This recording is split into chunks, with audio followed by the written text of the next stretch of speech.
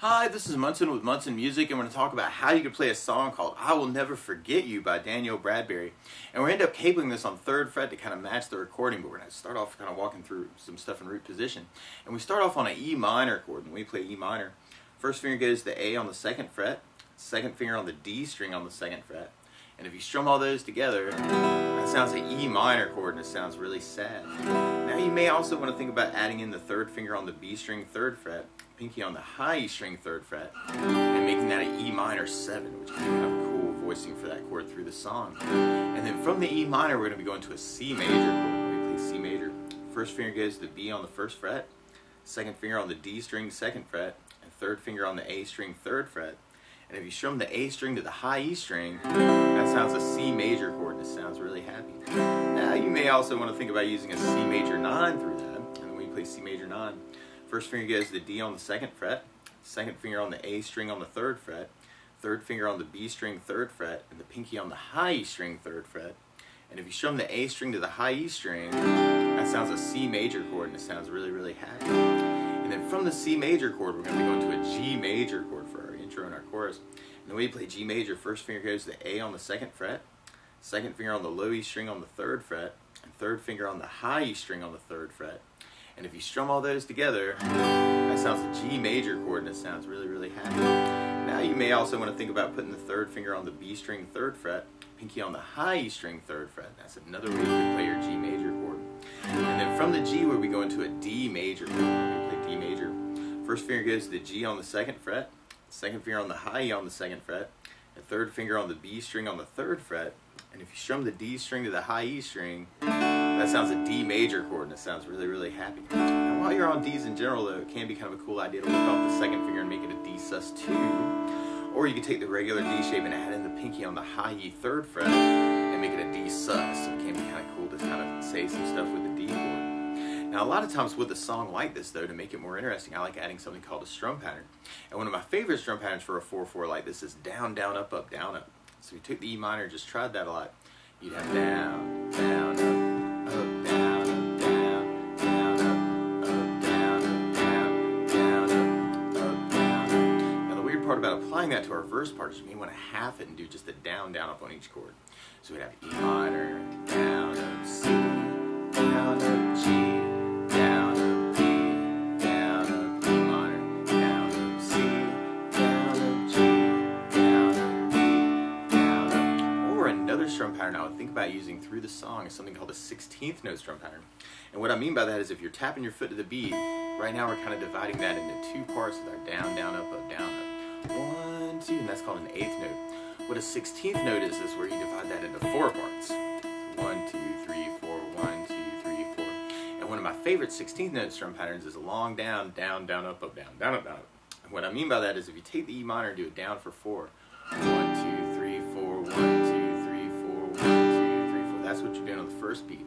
Then on the second beat, you're doing a down on 1, down on 3, up on 4. So you're going 1, 2, 3, 4, down, down, up, down, down, up. And then on the third beat, you're doing an up on 2, down on 3. So 1, 2, 3, 4, 1, up, down, 1, up, down, 1, up, down. And then on the last beat, you're going down, up, right along with the 1, 2, 3, 4. So down, up, down, up, down, up, down, up, down, up, down, up. So all together, you got down, down, down, up, down, down, up, down, up, down, down, down, up, down, down, down, down, down, down, up, down, down, down. The weird part about applying that to the verse is you may want to do just the long down, down, down up of the strum pattern, and have E minor, down, down, up, C, down, down, up, B, down, down, up, B, down, down, up, E minor, down, down, up, C, down, down, up, B, down, down, up, B, down, down, up. And then from there, we go into our verse part. And our verse kind of mixes up those chords. And if we were doing our down, down, up, you do the C with the whole pattern, and then we'll end up kind of halving the E minor D, and then halving a C, and then an E minor, and then doing our whole pattern on a D. So we tried our verse with our down, down, up, down, up. We have C, down, up, down, up, E minor, down, up, D, down, up, C, down, up, E minor, down, up, D, down, up, down, up. Or if we tried that with our 16th pattern, we'd have C, down, down, up, down, down, up, down, up, E minor,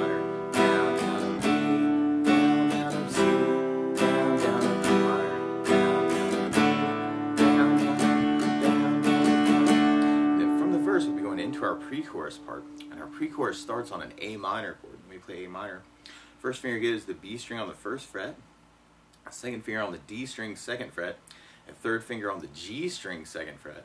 And if you strum all those together, that sounds an A minor chord, and it sounds really sad. And from the A minor, we kind of have an E minor hit and a D major hit, and then we do our whole strum pattern on a C. And then we kind of repeat that, and you'll hear this cool little tag at the very end on that last C where you do kind of a down, down, down, down, down, and kind of kill the strings. So we tried the pre-chorus that way. The weird part is you'd have the A minor with a down, down, up, down on an E minor, down on a D, and then C with the whole strum pattern. And then we kind of repeat that A minor, down, up, E minor, D, and then C down, down, down, down, down, and kind of kill the strings. Or if we tried that with our 16th pattern, you could do kind of a down, down, down up on the A minor, down, down up on E minor and D, and then do the C with the whole strum pattern. So you'd have A minor with a down, down, down up, E minor, down up, D, down up, C, down, and kind of kill the strings. And then from there, then we go into our chorus part, which is kind of like our intro, and we'll be repeating parts until we get to a solo part. And on the solo, there's this cool modulation, which means we change keys for a little while, where you may want to think about going to a G minor chord. And when we play G minor, first finger goes across the entire third fret, third finger on the A string 5th fret, and the pinky on the D string 5th fret. And if you strum all those together, that sounds a G minor chord. That sounds really, really sad. And then from the G minor, we go to an E flat major. One really easy way to play G flat or an E flat major is to do first finger on the G string 3rd fret, second finger on the high E 2nd fret, and third finger on the B string 4th fret. And if you strum the D string to, or G string to the high E, that's a little E flat major. Now you may also want to do this as a bar chord, and you can kind of bar 6th fret and cover D, G, and B with the third finger on the 8th fret and make an E flat major that way too. And then from the E flat, we'll be going to a B flat major, where you can kind of take that E flat bar shape and slide it down to 1st fret. So now 1st fret bar, third finger over the D, G, and B. That's kind of a B flat major. And then from the B flat major, we go to an F major chord, which you can kind of do 1st fret bar, second finger on the G string 2nd fret, third finger on the A string 3rd fret, and the pinky on the D string 3rd fret. And if you strum all those together, that sounds an F major chord. It sounds really, really happy. Now if you're covering this, you can completely leave this part out. But if you're digging on that, you could do the down, down, up, down, up on them. And you end up kind of halving it, kind of like the chorus in the intro. Where you G minor, down, up, E flat, down, up, B flat, down, up, F, down, up, G minor, down, up, E flat, down, up, B flat, down, up, F, down, up. Or if you're doing the 16th, you'd have G minor, down, down, up, E flat, down, down, up, B flat, down, down, up, F, down, down, up, G minor, down, down, up, B flat, down, down, up, B flat, down, down, up, F, down, down, up. So follow the recording or leave that part out.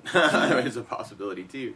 Now the weird part is to match the recording though, instead of starting on an E minor chord, Danielle's starting on a G minor chord. So to play along with the recording, what you want to do is take a capo, and if you put the capo on 3rd fret, then now your E minor is really a G minor chord, your C is really an E flat major, your G major is really a B flat major, your D major is really an F major, and when we get to the A minor, it's really a C minor chord, and the G minor is really a B flat minor, and the E flat is really a A flat major, or G flat major, and the B flat major is really a B flat major, and the F major is really an A flat major.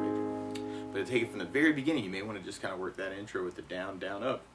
And then we'd have E minor, down, up, C, down, up, G, down, up, B, down, up. Or if you're digging on the 16th, you'd have the E minor, down, down, up, C, down, down, up, G, down, down, up, B, down, down, up. And then from there, then we'll be going into our verse part. So we can do that with our down, down, up, and have C, down, up, down, up, E minor, down, up, B, down, up, C, down, up, E minor, down, up, B, down, up, down, up. Or if you're digging on the 16th, you could have the C, down, down, up, down, down, up, down, up, E minor, down, down, up, B, down, down, up, C, down, down, up, E minor, down, down, up, B, down, down, up, down,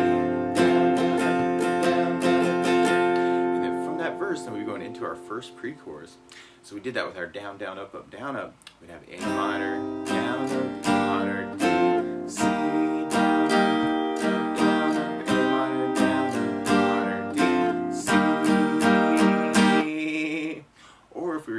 on the 16th note, you'd have the A minor, down, down, up, B minor, D, C, A minor, E minor, D, C, down, down, down, down, to kind of lead us into our first chorus. And you could kind of do that with the down, down, up, down, up, and kind of work just the down, down, up on each one. And have E minor, down, up, C, down, up, G, down, up, D, down, up, E minor, down, up, C, down, up, G, down, up, D, down, up. Or if you're digging on the 16th, you have E minor, down, up, C, down, up, G, down, up, D, down, up, E minor, down, up, C, down, up, G, down, up, D, down, up. And then from that chorus, we'll be going into our next verse.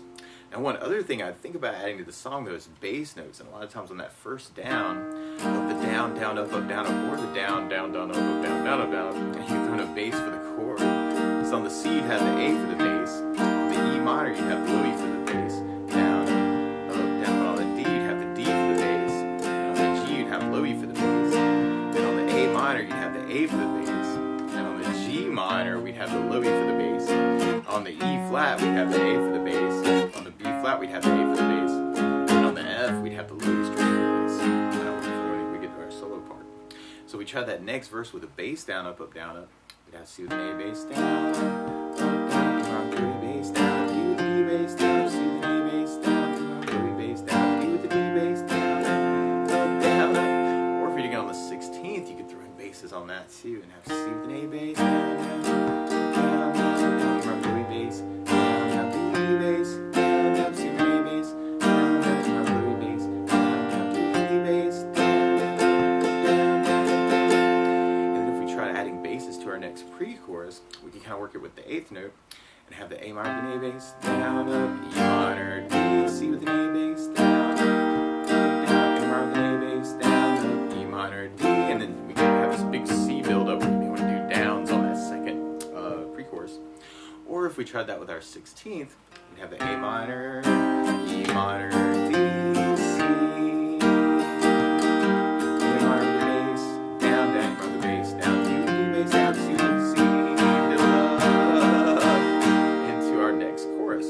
So then if we took and on our second chorus, there's this cool little chorus tag, actually where we kind of end up going back to E minor and C and then kind of doing a D major kind of at the end, with almost kind of like a little push where you do down, down, up, down at the end to kind of make that a big push before the solo. So we tried that with a bass down, up, down, up. We'd have kind of that E minor, down, C with A bass, down, G with low E bass, down, D with the D bass, down, E minor, low E bass, C, G, D, E minor, C, G, D, E minor, C, G, D, and then we have that E minor, C, and then the D with the bass, down, up, down, and then kind of kill the strings. Or if we tried that chorus with the 16th pattern, we'd have the E minor, C, G, D, E minor, C, G, D, E minor, C, G, D, E minor, C, G, D, E minor, C, and then you could do the D with kind of a bass down, down, down to kind of kill the strings. And then from there, then we'll be going into our solo part. So we'd have that G minor, E flat, B flat, F, G minor, E flat, B flat, F. Or if you're digging on the 16th, you'd have the G minor, E flat, B flat, F, G minor, E flat, B flat, F. And then from there, then we'll be going into our last chorus. So we tried that, kind of keeping it going with the 16th. We'd have E minor, C, G, D, E minor, C, G, D, E minor, C, G, D, E minor, C. Kind of do our whole pattern on the D. And at the very, very end, we kind of go into our outro, which is all kind of around the